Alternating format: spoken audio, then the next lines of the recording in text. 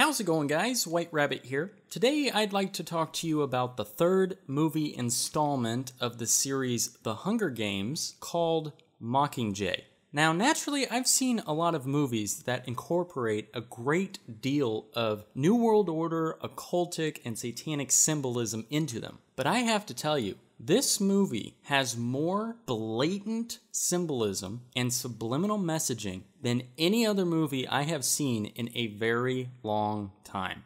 I would say this movie has every bit as much symbolism as The Matrix or Alice in Wonderland. It's truly palpable. And so I felt it absolutely necessary to go over some of this stuff, point it out to you guys, rebuke a lot of it, and explain some of the underlying agendas at hand here. And we have a lot to get through, so let's get right into it. To start off with, I'd like to read for you all a quote from Alice Bailey. Now, if you don't know who Alice Bailey is, she's kind of an infamous Luciferian who communicated with demons and wrote a whole bunch of, well, let's just call it questionable things on the topic of theosophy. And she's in the ranks of people like Aleister Crowley and what have you. So in one of her books called The Externalization of the Hierarchy, she wrote the following: "Mysteries will be restored to outer expressions through the medium of the church and the Masonic fraternity." She then goes on to say, "When the Great One comes," referring to Lucifer, "with his disciples and initiates, we shall have the restoration of the mysteries." So basically what she's talking about here is that there will come a time in history in which these esoteric quote-unquote mysteries will slowly be revealed and leaked out.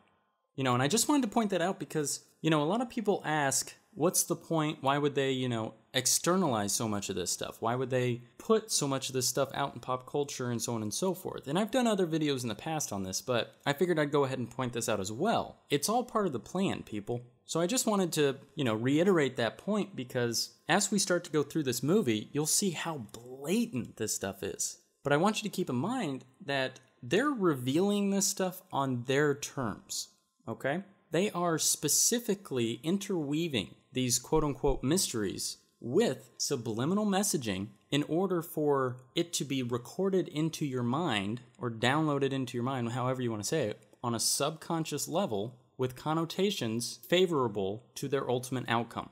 What do I mean by that? Well, I mean, yeah, they're going to tell you about the mysteries, but they're going to do it in a way that benefits them, okay? Now, naturally, I'm not going to cover every last thing that was in the movie, but I'm going to try and go through quite a bit of it. So let's start off with one of the very first scenes in the movie, and there are a lot of different things going on in this one scene. There she is, our girl on fire. Madam President, may I present you with the Mockingjay. So right there we have a couple of things going on. First off, just something of note that I'll be getting into a little bit later is the Madam President. Okay, so this is a president who is a female. They're getting you ready for something. But anyway, one of the themes that's prevalent through all of these movies and I believe in the books as well is this Mockingjay. And you notice that he refers to her as the girl on fire. Now what this all represents is the phoenix and rising from the ashes, the death of the old and the birth of the new. It has a copious amount of connotations associated with it, with the various different agendas that they are pushing. It has relation back to the Whore of Babylon. It has relation to Order Out of Chaos. It has relation to the transcendence agenda, and so on and so forth. But just realize that it is extremely occultic, and there's a reason that the phoenix symbolism is so prevalent in these movies. But I won't dwell too much on that. Let's move on. This is history. Right here at this table. Now, right after that, he says, "This is history," right here at this table. This is a connotation to the Last Supper. The point they are trying to convey with this is that they are close to their end goal. When you fired your arrow at the force field, you electrified the nation. Now, believe it or not, that statement right there, which occurs right after the symbolism of the Last Supper, has some extreme occultic associations with resurrections, transcendence, Lucifer, and a whole bunch of things. The arrow that she is referring to there is the arrow of Ra. Now, Ra is the sun god, the son of Osiris and Isis. The force field described there has a representation of matter. In ancient Sumerian hieroglyphs, this holds key symbolic associations. It is affirming their faith in the descent of the deity into matter, with a final triumphant ascension from it. It is a token of the whole method of evolution. And it's a little bit complicated, but it basically represents the serpent seed being inserted into a physical being, such as a human, splitting their DNA in such a way that it renders them separate from God's original creation and thus inept or ostracized, if you will, from the heavenly kingdom. She then reiterates this whole thing by saying that she electrified the nation. And of course that has connotations back to Lucifer and falling like lightning. We believe that if we keep this energy going, we can unify the districts against the capital. Now this right here builds on top of what she just said before, but with a different esoteric meaning driving it. In this context, she is referring to the Hegelian dialectic. Now I'm sure that a lot of you guys have watched many different truther videos, which ultimately are invoking some kind of strong emotion and almost encouraging a type of revolt. And I want you guys to be weary of that because that's exactly what they want. And they're telling you this right here. It's encoded in the very movies that the average person watches. They want people to revolt. And that's part of the reason why they are slowly revealing these things. Remember the phoenix symbolism, okay? The old needs to die in order for the new to be born. It's the same thing as order out of chaos. They know that the average gunslinging American is not going to give up their rights, especially when it comes to the right to bear arms, okay? And there's a slew of other things. The point is, they're not going to get their ultimate outcome unless there is a revolt in which they control. Let's be honest, if there's a revolution, they're going to win, and they are going to institute a new government on their terms. So just be weary of anybody who encourages an armed revolt against the government, because that is bad news. That is not how you're going to beat this thing. Because we need every district to stand up to this capital the way you did. So we're going to shoot a series of propaganda clips, propos I like to call them, on the Mockingjay. Spreads the word. And we're going to stoke the fire in this rebellion. The fire that the Mockingjay started. So there you go again. They are stoking the flames here. When you see a self-proclaimed truther who's ranting and raving, instilling all of this fear and emotion into you, it's because they want you to get angry. And yes, you should be angry, but don't let it consume you, and don't let the fear consume you, because they feed off of that. And when they have you in a deep emotional state, it is very easy, surprisingly easy, to initiate several different forms of mind control. And a lot of people get weirded out as soon as you say mind control, but just think about it in terms of suggestion, okay? When they have you in that highly emotional state of mind, you're more open to suggestion, okay? So they can dictate how you perceive certain information and how your brain records certain information, and the ultimate outcome being that they can influence and persuade certain actions into their audience, okay? It's all part of the Hegelian dialectic. They want people to revolt against this government, and they want it to happen slightly prematurely. In reality, however, the only way that you're ever going to beat this thing is by educating the populace to a point in which all of this stuff is so well known and accepted and truth to the average human being on this planet and the average civilian and understood by the police and armed forces, that there comes a point when we can literally walk into our state capitals and kick them out peacefully. That anger-driven defiance, that's what we want, and we can redirect it. We need to unite these people out there that have been doing nothing but killing each other in an arena for years. We have to have a lightning rod. Do you see what I mean? And so moving along a little bit here further into the movie, you can see again here another symbolic representation of her being the phoenix, where she is standing on the graves or on the ashes of the deceased, and she herself representing the quote-unquote girl on fire, or the phoenix, we have again the representation of the death of the old and the birth of the new, the death and the life. And as the camera pans out, you can see that she happens to be standing where? In the valley of death.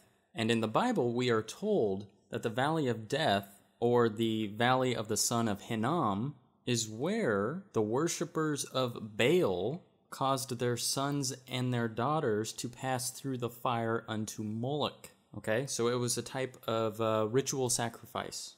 And so we can see here the girl on fire standing in this valley of death with the symbol of Baal, or the X, seal of Saturn, so on and so forth, in the background, as well as a white dog scavenging over the rubble, who represents the dog star, or Sirius, and in Masonic lodges, Sirius is known as the blazing star. According to them, it is, and I quote, "It is the first and most exalted object that demands our attention in the lodge." It is it's that star that you commonly see in the middle of Masonic checkerboard floors. Same thing. And it's symbolized here in this scene by this white dog.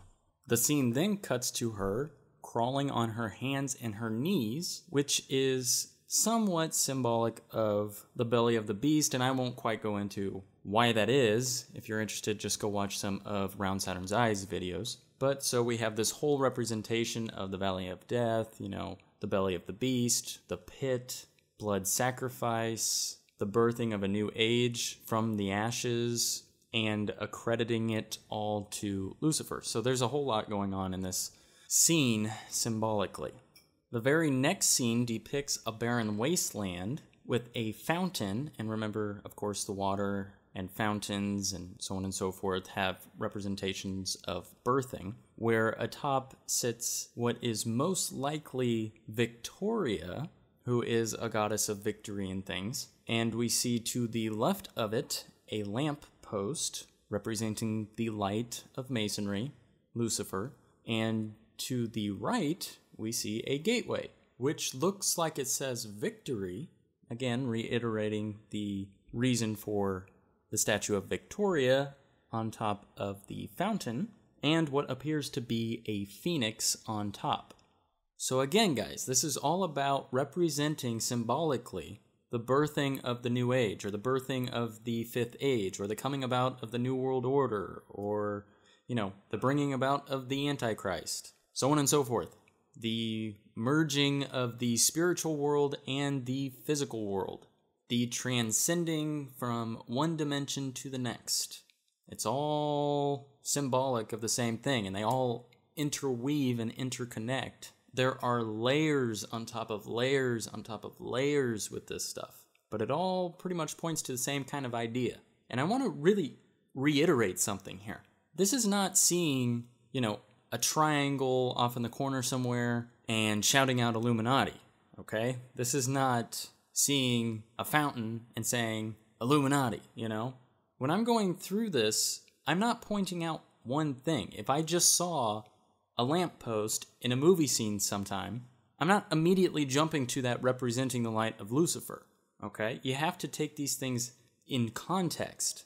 And the more symbols and the more symbology that you see represented in one particular scene, and furthermore in successive scenes, gives undeniable proof that these things are present, presumably deliberately, obviously deliberately, into these movies. Because you come to a point in which this isn't coincidence, all right? This is as much symbolism as they can pack into any given scene in this movie.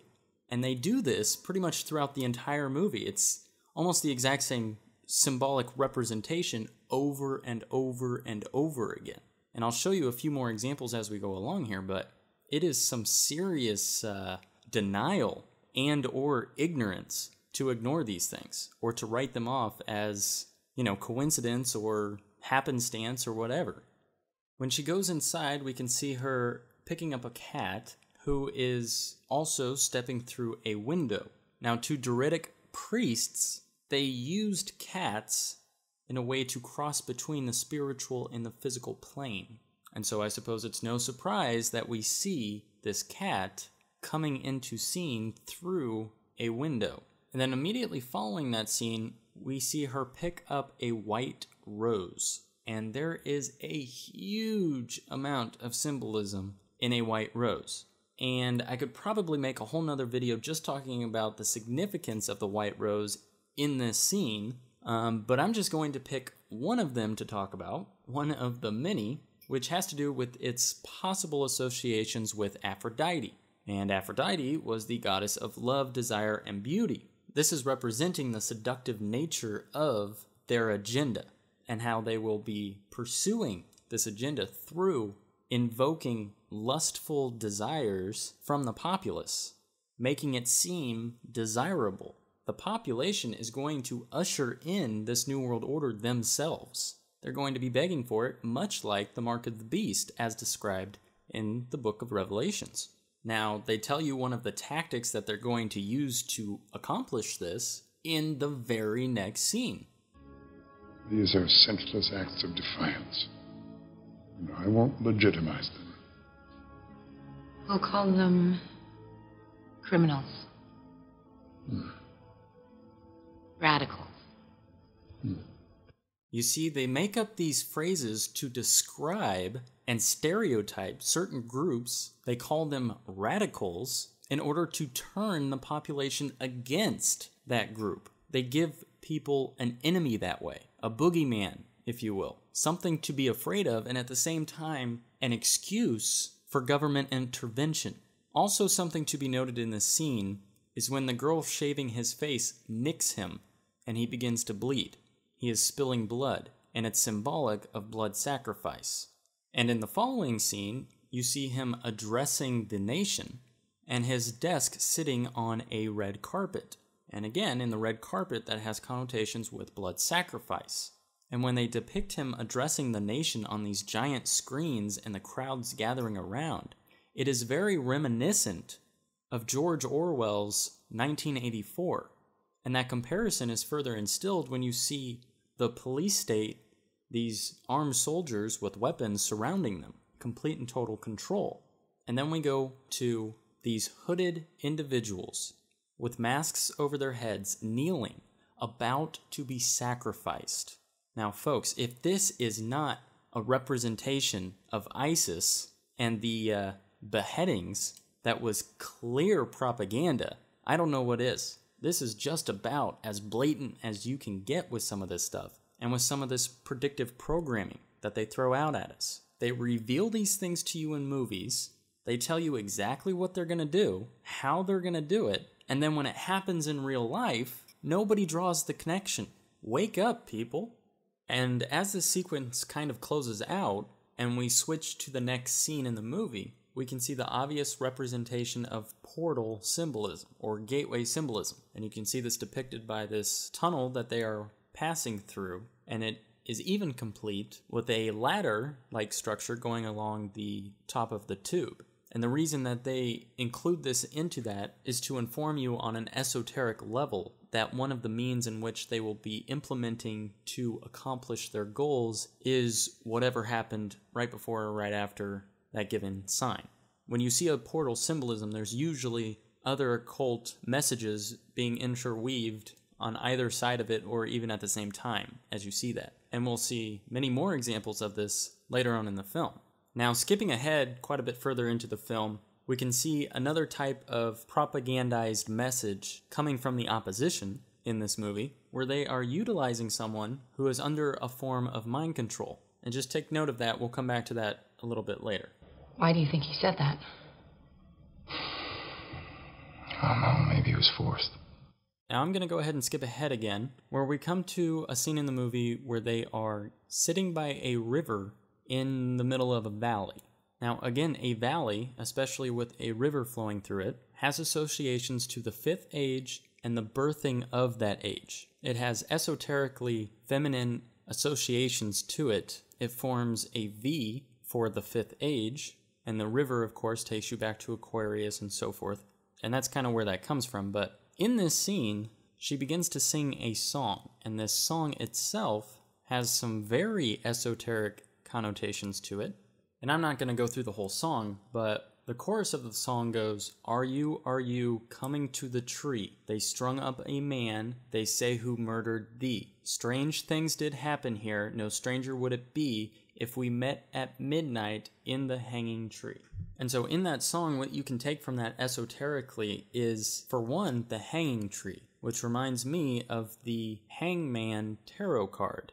And in addition to that, it keeps using these words like strange, no stranger would it be. And then it also says, if we met at midnight. So you can infer from that that she is speaking of a messenger, okay, she's kind of alluding to that, and a messenger at midnight, the midnight messenger, okay? Now, if you do a simple search for the midnight messenger, guess what pops up? Well, coincidentally, it has associations to Aleister Crowley. Aleister Crowley supposedly channeled a demon referred to for all intensive purposes as the messenger, and in 1904, at around midnight, on April 8th, 9th, and 10th, he channeled this being, or demon, to write his book, The Book of the Law. And if you guys don't know what the Book of the Law is, just do a Google search on that and you'll find all kinds of terrible things. Now, the associations to the Hangman Tarot card are interesting as well, because the Hangman Tarot card, generally speaking, refers to any sacrifice that you make will open up your life to something even more positive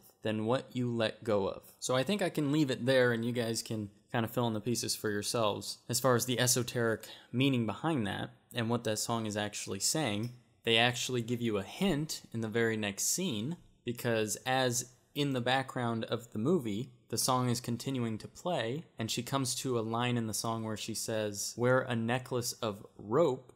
That line was originally necklace of rope. I had to change to necklace of hope. Oh, you are a true wordsmith. So instead of the song saying necklace of rope, it says necklace of hope, and that's how it's played on the radio as well. Moving on. I designed this signal defense system for them, but I can't find my way through it. Now, did you guys catch the portal symbolism there? The gateway symbolism? But I can't find my way through it. And just in case you didn't catch the portal symbolism there, he reinforces it by saying they can't find their way through it. And that's really what this is all about, guys. If you've seen any of my other videos, you know what this is about, and you know the implication of that statement. Now, there's something else very interesting about this scene.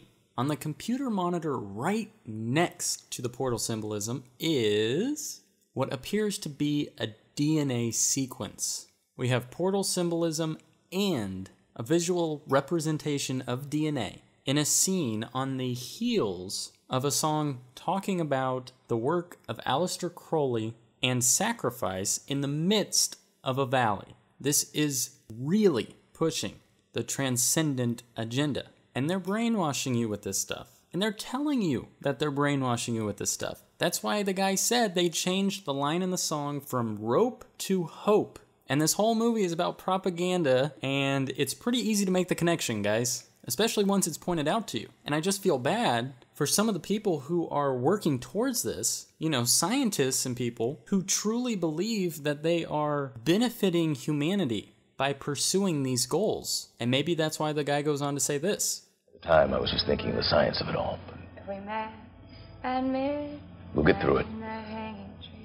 And now to really bring the point home, in case you didn't get the birthing symbolism in the scene before this, they intensify the symbolism, making it far more blatant in the very next scene when they are blowing up this dam. You know, and a lot of truthers have theorized about the next false flag attack or a future false flag attack, you know, the size of 9/11, being the destruction of the Hoover Dam. And it's for this exact same reason. It's because of all the symbolism in it, because it would portray the exact same symbolism that's going on here. And it's been predictively programmed in several different movies over the past couple decades. And if you guys still don't believe that this is signifying the fifth age, then just listen to the district that this guy names, which this occurred in, while, again, under mind control. And of a savage attack on the hydroelectric dam in District 5. He specifically says District 5. Now, for those of you who think that we are all just tinfoil hat-wearing conspiracy theorists and we are reading way too much into things, that is one heck of a coincidence, don't you think? Especially when it comes to a movie like this, there are so many things that you're going to have to write off as coincidence that it is mathematically an impossibility that this is anything other than intended. And it was integrated into these movies, and this film in particular, by someone with immense understanding and knowledge of the occult. Speaking of someone with immense knowledge and understanding of the occult and some of the things that go on that is theorized by truthers and quote-unquote conspiracy theorists, let's talk about something that I've been bouncing around throughout this entire video, which blew me off my chair when I heard this actually said in the movie. And it has to do with the topic of MK Ultra or Monarch Programming. Now, if you guys aren't familiar with Monarch Programming or MK Ultra Programming, let me tell you a little bit about it. And I'll read off of a Vigilant Citizen news article here. Monarch Programming is a mind control technique compromising elements of satanic ritual abuse and multiple personality disorder. It utilizes a combination of psychology, neuroscience, and occult rituals to create within the slaves an alter persona that can be triggered and programmed by the handlers. Monarch slaves are used by several organizations connected with the world elite in fields such as military, sex slavery, and the entertainment industry. And what this is it's exactly what it sounds like. It's mind control. What they do is they take people, usually at a very young age, they abuse them, they torture them, they put them through all this horrible, horrible stuff, and the end result is that it ends up splitting their personality, because the person, in an effort to defend oneself, resorts to creating alter personas in an attempt to escape and manage the pain that they are undergoing. And once that occurs, these people instigating this stuff can take advantage of that and use it to manipulate that person. This is a real thing. On the same article, in the Vigilant Citizen article here, it describes the method, okay? The victim/survivor is called a slave by the programmer/handler, who in turn is perceived as master or god. About 75% are female, since they possess a higher tolerance for pain and tend to disassociate more easily than males. Monarch handlers seek the compartmentalization of their subject's psyche in multiple and separate alter personas using trauma to cause disassociation. The following is a partial list of these forms of torture: abuse and torture, confinement in boxes, cages, coffins, etc., or burial, often with an opening or air tube for oxygen, restraining with ropes, chains, cuffs, etc., near drowning, extremes of heat and cold, including submersion in ice water and burning chemicals, skinning, only top layers of the skin are removed in victims intended to survive, spinning, blinding light, electric shock, forced ingestion of offensive body fluids and matter, such as blood, urine, feces, flesh, etc., hung in painful positions or upside down, hunger and thirst, sleep deprivation, compression with weights and devices, sensory deprivation, drugs to create illusion, confusion, and amnesia, often given by injection or intravenously, ingestion or intravenous toxic chemicals to create pain or illness, including chemotherapy agents, limbs pulled or dislocated, application of snakes, spiders, maggots, rats, and other animals to induce fear and disgust, near-death experiences, common asphyxiation by choking or drowning with immediate resuscitation, forced to perform or witness abuse, torture, and sacrifice of people and animals, usually with knives, forced participation in slavery, abuse to become pregnant. The fetus is then aborted for ritual use, or the baby is taken for sacrifice or enslavement. Spiritual abuse to cause victim to feel possessed, harassed, and controlled internally by spirits or demons. Desecration of Judeo-Christian beliefs and forms of worship. Dedication to Satan or other deities. Abuse and illusion to convince victims that God is evil, such as convincing a child that God has abused her. Surgery to torture, experiment, or cause the perception of physical or spiritual bombs or implants. harm or threats of harm to family, friends, loved ones, pets, and other victims to force compliance, use of illusion or virtual reality to confuse and create non-credible disclosure. Now, I know that's a lot to take in and that's horribly disturbing, but it's truth. This really happens. This is a real thing. You can't just close your eyes and pretend it's not real. It doesn't work that way. Most of these ultra-famous celebrities that you see on TV are victims of this. They need our prayers. They need our help. So let me ask you this. What is happening in Hollywood that a guy that tough will be on the street waving a gun, screaming, "They are trying to kill me"? Yeah. What's going on? Why is Dave Chappelle going to Africa? Why does Mariah Carey make a $100 million deal and take her clothes off on TRL? A weak person cannot get to sit here and talk to you. Ain't no weak people talking to you. So what is happening in Hollywood? Nobody knows.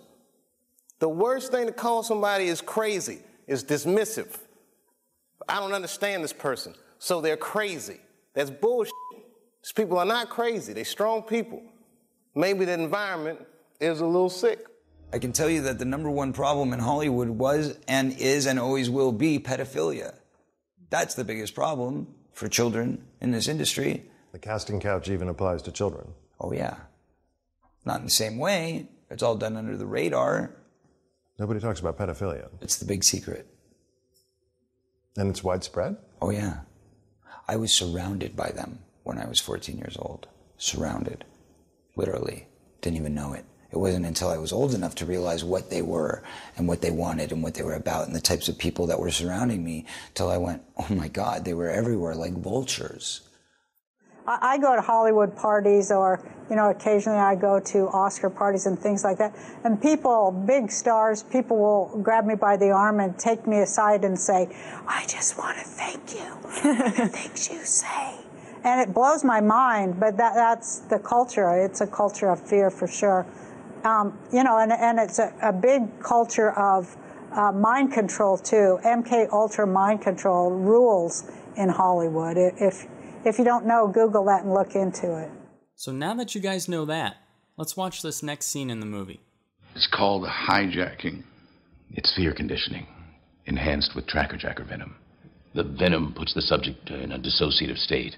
They torture him, shocks and beatings, and strip down his identity. And then all of that suffering and fear is redirected, associated with other memories or a person. You see, guys, this is the externalization of the hierarchy. They're putting it right out in front of you. They're explaining in detail what they're doing and interweaving it seamlessly with subliminal esoteric messages. Take a look at this next scene and listen to what he is saying in the background as this other character holds up the 666 hand sign. You couldn't run from this any more than you could have run from the games. Did you catch that? You see how they do it? Right when the guy finishes saying, you couldn't run from this anymore, that is the exact moment that this character holds up the 666 hand sign. And the implication there is saying that you cannot run from this Antichrist system anymore. It's here, whether you like it or not. And you can either bury your head in the ground, or you can start helping to inform others. And you can pick up your Bible and start reading it and accepting Christ as your Lord and Savior, or you can be yet another slave to the devil. Now, guys, I need to switch gears a little bit here and talk to you guys about something that I've been putting off for quite some time, and I need to ask for your help. I started waking up a couple years ago, and over the past couple years, I have spent every waking moment researching this stuff, constantly searching for the truth and filtering through all of the varying information out there. And about 8 months ago, I decided that I should start sharing some of this information that I have come across. And I wanted to do it in a way that was as easy to watch as possible. And that's why I try to put so much editing into my videos, so that they're not just informative, they're also, engaging and easy to sit through. And so, about 8 months ago, I taught myself how to make videos. I taught myself how to use these editing programs and so forth. And I really didn't expect much to come from it, I was hoping to get just a couple dozen views maybe, and it turned out to be something big here, and it really seems to have taken off. And so I'm at a position now where I've found something that I think I'm good at. I think I've found my quote-unquote calling, if you will, putting together these videos for you guys and, researching this stuff and so on. And the problem is, over the past couple of years, I've been living off of my savings. I've had some savings built up that I've been living off of because, making these videos is a huge time commitment. It's not free, and as much as we hate some of the things about our society, at the end of the day, you have to have some way to survive monetarily. It's not just that I'm making these videos out of my free time, it's that I'm basically sacrificing a somewhat normal life to not only do the research, which is a huge time commitment, but also the editing and the time that it takes to do all of this editing. And that's not free. It costs money to eat, it costs money to keep the electricity on and the internet going and a roof over my head. And I've looked at various other ways of supplementing this, usually through advertisements or something. But the problem is, for one, I really don't want to stoop to that level. And for two, if I were subject to monetary income through ads on my videos, I would feel obligated. I would have to put out quantity over quality. And it would get to a point where I was just putting out fluff just to get the clicks so that I could continue doing this. And that's not what I want to do. And to go out and get a normal job, yeah, I could go out and get a normal job, but then I wouldn't be able to make videos anymore. I wouldn't have nearly enough time to do the research or let alone the editing. That's why most of the guys online, God bless them, the only way that they're able to do it is because they usually don't edit a whole lot. The editing takes a huge amount of time. But like I said, the reason I want to take that extra step is because it's easier then for people to watch, and it will then get to more people. And just to put it into perspective for you, one of my videos, the Transformers video I did, that one took me about 100 hours to put together, and I didn't even really have to do a whole lot of research for that one. So when it comes to videos like the Genesis Theory, where the majority of the time invested in making that is the research, I mean, you guys can just imagine how long it takes. And there are a ton of videos and ideas for videos that I would love to get to. And I've even had some ideas for some feature-length, professional documentaries and things. So anyway, a week or two ago, I put a link on my channel, on my main channel page, a donate button, and I haven't received a single donation. And it's a little disheartening to me. I know I haven't promoted it, but I would have thought at least someone who has been blessed monetarily and who is able to give would be able to and willing to. And I don't expect all of you guys to donate, believe me. I mean, I know times are tough, but I would hope even a very small percentage of you, maybe even 1%, if 1% of you guys could help me out in this regard. Like I said, I'm not in this for the money. I'm not trying to be rich by any means. I just need enough money to keep going, keep making videos, keep a roof over my head and the lights on, and I know a lot of people, wouldn't hesitate paying $10 a month for Netflix or dropping 20 or 30 bucks at the movie theater at times. And here I am honestly trying to contribute to society. I don't know. I just feel like there's got to be some value in that. So if I could get just some of you guys to donate to this channel and to my work here, it would really go a long way. I can assure you of that. So if you guys go on my main page, and I'll leave a link in the description of this video as well, but if you go onto my main page and you click the please consider donating button, it'll take you to a PayPal screen where you can choose any amount. Any amount would help. And there's also a button for monthly payments or monthly donations. And if you guys, want to consider that like a subscription fee or something like that, if you guys are able to donate, $10 a month to keep this thing afloat, that would be huge, and it would really mean a lot to me. Anyway, that's all. Thanks, guys, and God bless.